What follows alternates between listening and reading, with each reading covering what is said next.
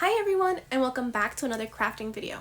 In today's video, with Easter coming up, we're gonna learn how to customize Easter eggs.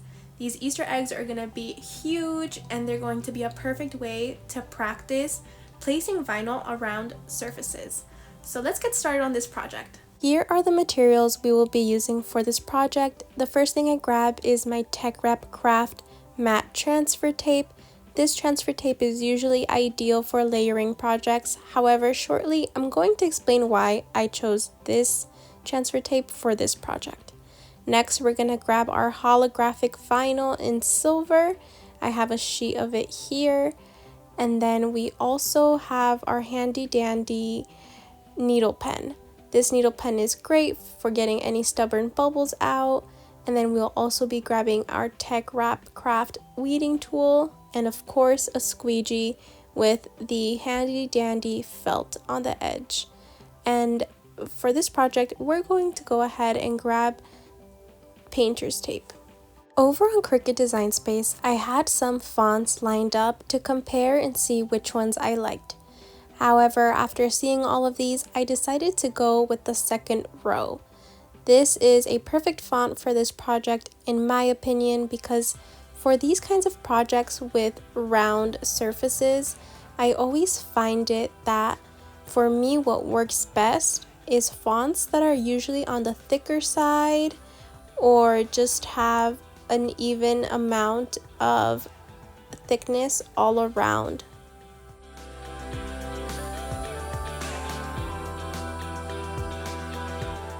The way I am sizing the names of this project is by comparing them.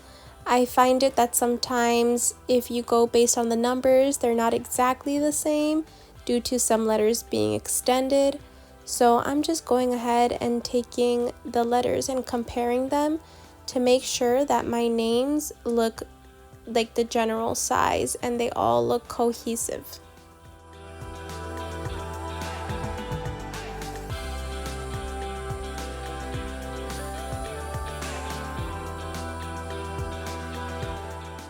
The reason why we are using duct tape for this project is to help us line up the letters that will go onto the egg. Because sometimes when you use a round surface for projects and you lay the vinyl on top, you get a curve. So I'm just going to show you guys by placing the painter's tape here. You can see that there's a slight curve, not really super noticeable, but there is a upward curve when I place down the painter's tape. So what I'm going to do is use the guide on the edge and place the painter's tape along the edge in order to make sure that we're going to place our letters straight across without the curve.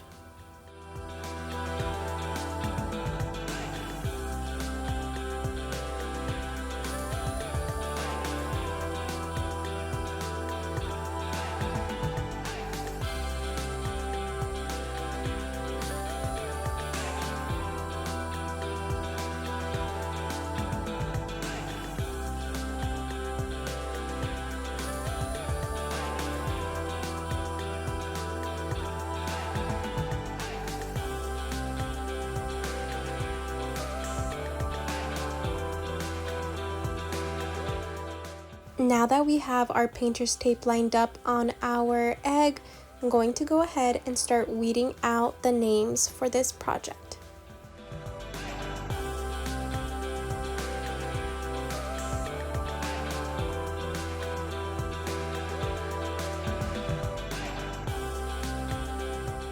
In the past, when working with holographic vinyl, I always tend to find that many companies made their vinyl in a way that it was hard to work with.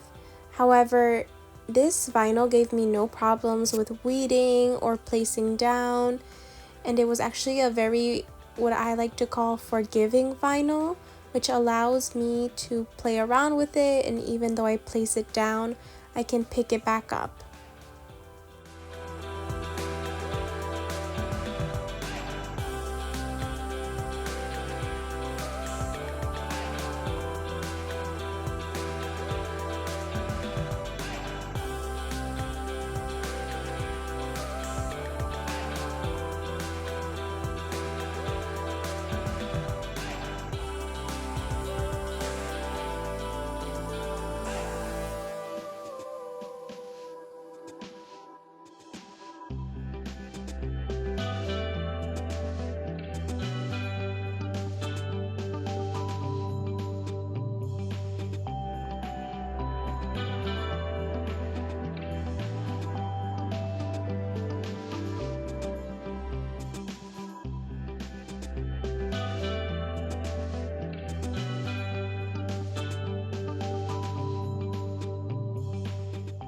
Now I'm going to take some of my matte transfer tape, and the reason why I chose this matte transfer tape versus the transfer tape with the grid on it is because I wanted to make sure that I can clearly see the painter's tape that's along the edge and see how I am aligning it with the letters. So in this case, I will not be using a guide on my transfer tape. Rather, my painter's tape is going to be my guide. Another tip when working with rounded surfaces is to cut slits on your transfer tape on top. The reason why I always like to do this is because it allows your transfer tape to mold to the shape of your object. So it doesn't force your vinyl to go in one way or to be restricted on laying flat because we are working with a rounded surface.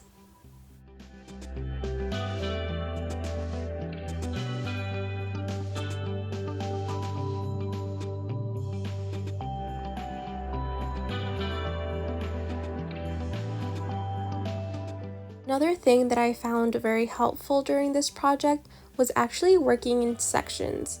It's hard sometimes when you're working on round surfaces to see how one side looks while you're laying down your vinyl on the other side.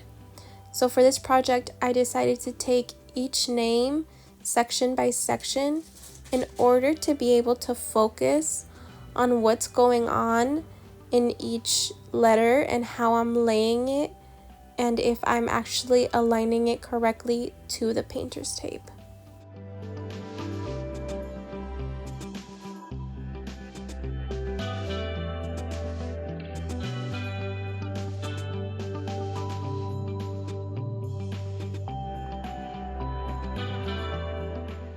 And now for the final reveal, you can see that the name is now neatly placed straight across the egg, and there's an absence of that curve that would have been there otherwise. And for the next few eggs that we will be making, we are going to be doing the same thing and repeating the same steps.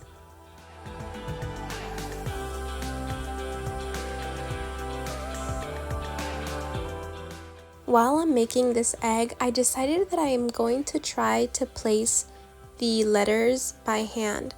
Sometimes for some projects, I tend to find that placing them by hand allows me more freedom to move around the letters or the shapes and allows me to get it exactly right how I want it.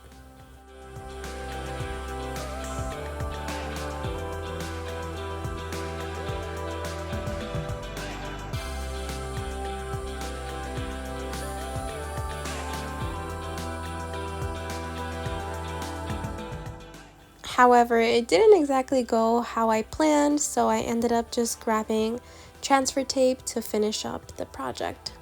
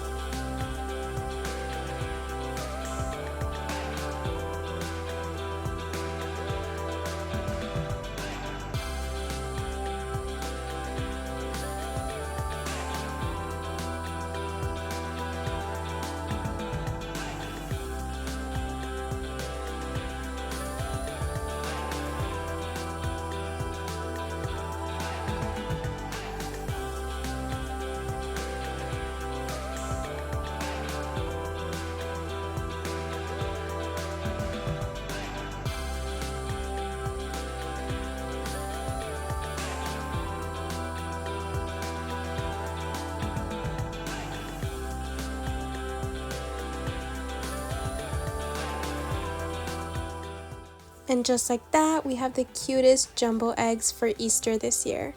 If you like this tutorial, please go ahead and give it a like. And if you would like to see more videos like this one, go ahead and subscribe to our channel. Bye!